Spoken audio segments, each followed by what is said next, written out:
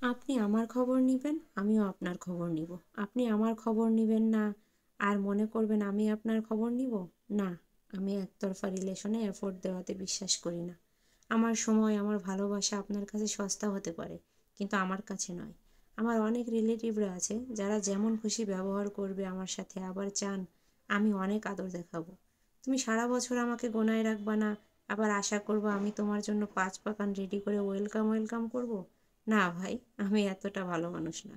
মনে রাখবেন, আপনার সাথে ফার্স্ট দেখাতে যে আচরণ ছিল, এটা আমার বংশগত আচরণ। এখন সময়ে যে আচরণটা পাচ্ছেন বা আমি আপনাকে আর আমলে নিচ্ছি না, সেটা আপনার অ্যাচিভমেন্ট। অবহেলা হালকা হয়ে থাকা একদিনে তৈরি হয় না। আমার এফোর্ট বা ভালো লাগা যখন আপনি পাত্তাও দিবেন না, তখন আমিও আপনাকে ব্ল্যাক লিস্টে ফেলে দেব। আপনার আচরণই আবার আপনাকে গুড লিস্টে আনতে পারে, বা আর নাও ফিরতে পারেন। বিপদের বন্ধু ছিলাম, আপনি মনে না রাখলেও হবে। সবাই সবার সাথে ভালো থাকুন, তবে মন থেকে। কখন কে কোন দরকারে লাগবে এ ভেবে রিলেশন চালিয়ে যাবেন না। যে কোনো রিলেশনে সব সময় যত্ন করতে হয়, নয়তো অলক্ষ্যে সম্পর্কটা নষ্ট হয়ে যায়। আমাকে নিয়ে ভাবছেন যে কত অহংকারী? না ভাই, অহংকার কখনোই ছিল না। হালকা মাথা গরম, কিন্তু সেলফ রেসপেক্ট ব্যাপারটা কখনোই ছাড়তে পারবো না। নিজের স্বামী, সন্তান, ভাই বোনদের সাথে ছাড়া স্যাঁচরামিও কারোর সাথে করতে পারবো না। আসলে আপনি সম্পর্কে কতটা এফোর্ট দিচ্ছেন, এটা আপনার ব্যাপার। আপনি যতটা দিবেন আমার থেকে, তার থেকে একটু বেশিই পাবেন। কিন্তু আপনি যদি টোটালি না দেন, তাহলে আমার কাছ থেকে আশা করাটাও ছেড়ে দেন। আজকে মুডটা খুব ভালো আছে, আলহামদুলিল্লাহ। সবাই আমার জন্য দোয়া করবেন। আর ভুল বুঝবেন না আমার কথাগুলো। আসলে আমাদের বর্তমান অবস্থাই এরকম।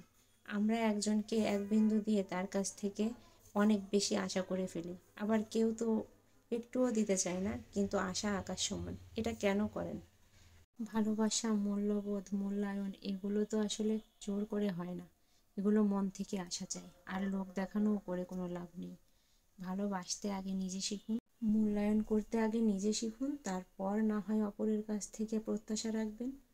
কেন শুধু শুধু জিরো এফোর্ট দিয়ে 100% এফোর্ট আশা করবেন বলুন তো? আর যে কোনো সম্পর্ককে যত্ন করতে শিখুন। যত্ন ছাড়া কোনো সম্পর্কই কিন্তু স্থায়ী হয় না। যত্ন করতে হয়, আগলে রাখতে হয়, তাহলেই যে কোনো সম্পর্কই স্থায়ী হয়।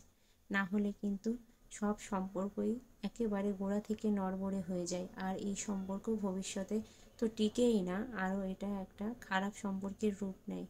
আমার কথাগুলো কার কাছে কেমন লেগেছে আমি জানি না, কিন্তু মনের কথাগুলো অনেক কিছুর সাথে মিলে গেল দেখে আপনাদের সাথে আজকে এই কথাগুলো শেয়ার করলাম। সবাই ভালো থাকবেন, আমার জন্য দোয়া করবেন। আল্লাহ হাফেজ।